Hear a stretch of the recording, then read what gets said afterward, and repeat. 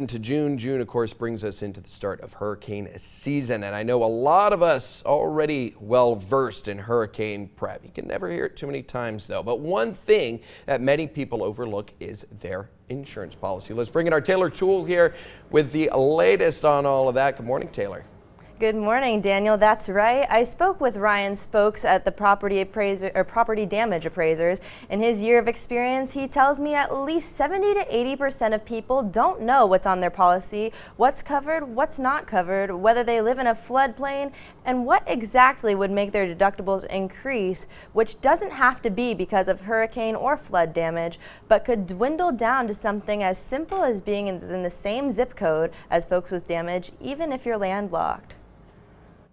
Most people don't have inventory of their houses. They don't know, serial numbers on their valuables, anything like that. And I think that's one of the things that has driven this hurricane preparedness piece is the realization that most people are wildly unprepared for any catastrophic event. Now, Stokes says the best time to take inventory of your home and any precious items in it is during fall and spring cleaning.